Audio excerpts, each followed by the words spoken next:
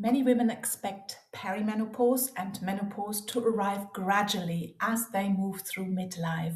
But after breast cancer treatment, menopause or perimenopause can arrive very differently. Hi, I'm Sabine Hope, breast cancer survivor and thriver, health coach, and owner of the Breast Cancer Thrivers Club. In this video, I want to walk you through what many survivors experience, why it happens, and how we begin to support ourselves through this phase in a gentle and realistic way. For many breast cancer survivors, menopause or perimenopause, the time that leads up to menopause, doesn't arrive slowly. Instead, it can appear quite suddenly during or after treatment. And that sudden shift can be confusing, especially if nobody has really explained that this might happen. Many women tell me they were prepared for surgery, they were prepared for chemotherapy or radiation, but not for the sudden and drastic hormonal changes that followed afterwards. There are several reasons why menopause can happen after breast cancer. Chemotherapy can affect the ovaries and sometimes stop ovarian function.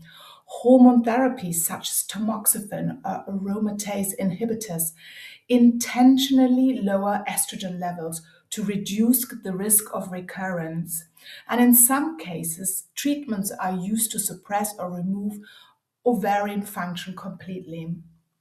All these approaches are designed to protect long-term health, but they can also bring perimenopause and menopause forward because, especially for those of us who use hormone therapies such as tamoxifen, menopause will be brought on very suddenly. Natural menopause usually unfolds slowly and over years. Hormone levels gradually change, giving the body time to adapt. But when perimenopause and menopause is triggered by treatment, we also call it TIM, treatment-induced menopause, hormone levels can drop much more quickly and therefore bring much more extreme and drastic symptoms. So here are a few common symptoms. Hot flushes, night sweats are often the most talked about, but many survivors also experience fatigue, brain fog, sleep disruption, joint aches, and mood changes. Sometimes it can feel as though your body has changed almost overnight. I remember when it happened to me, and I felt as if I was walking through mud most days. So many survivors say they were prepared for treatment, but not for what came afterwards. This is something I experienced and I hear it so often. The women I speak to, including myself, we didn't expect the long-term hormonal impact that can follow after treatment. So when symptoms appear, it can feel confusing and even frightening. For women going through natural menopause, hormone replacement therapy or HRT can often be a solution and help with symptoms. Of course, not everybody wants to opt for that, but many women do, and many women have felt helped by it. But after breast cancer, particularly hormone sensitive cancers, hormone therapy is often not recommended, so is not an option. And this can leave many survivors feeling like they are navigating menopause without the options other women might have. So it feels like a massive disadvantage. So menopause after cancer, I just want you to know it's real and it's recognized, but it isn't very often talked about. If menopause after treatment has felt overwhelming for you, please know that you're not imagining it. This experience is very real and it is recognized by doctors and researchers. Many breast cancer survivors are going through this stage, and you are certainly not alone.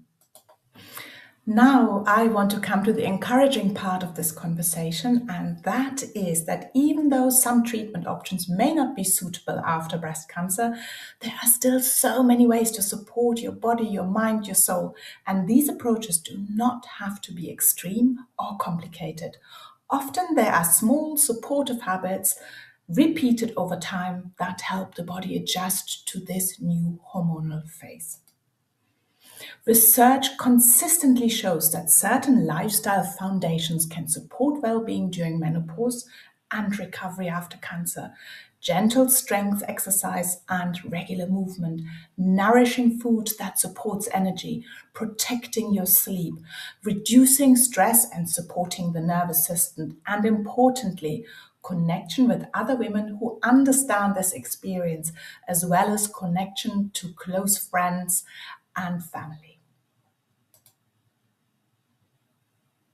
One of the most important things I have learned personally and through supporting many women is that change rarely happens through dramatic overhauls. Instead, small supportive habits practiced consistently can gradually make a real difference in how we feel. I want to just pick out one example of the lifestyle foundations that I've now mentioned. And because this has made such a massive, noticeable change in my own life, going through perimenopause and menopause, and that is focusing on protein when building my meals.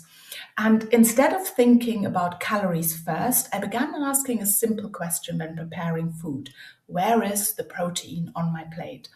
And small shifts like this can help stabilize energy and support the body in ways we might not expect. And one very small side note here: blood sugar levels, spikes, and drops are very common in menopause and perimenopause. And this is where focusing on protein comes in and is so important because it helps us balance our blood sugar levels and helps build muscle. Perhaps the most important mindset shift in this phase is learning to treat ourselves with kindness. Instead of pushing ourselves through strict regimes, we can start asking what would support our body today. In many ways, this is about learning to become our own best friend. How do you speak to yourself, and how would you speak to your best friend? The power of community. One of the hardest parts of life after breast cancer can be feeling like you're navigating these changes on your own.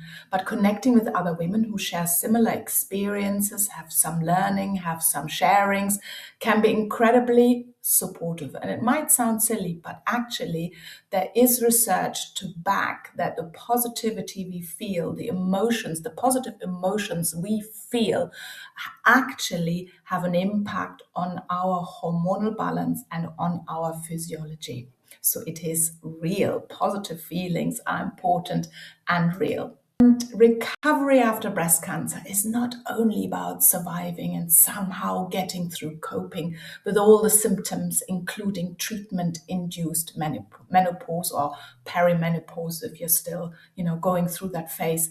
It is also about learning how to care for our body, for our minds and soul in this new chapter in life. So I really hope that this clip has been helpful to you. And if you want to discuss this further, if you want to ask questions, or you want to be in a positive community for survivors who want to be thrivers, please join the Breast Cancer Thrivers Club for free. And if you don't wish to do that and you see some benefit in this video, I'm also delighted.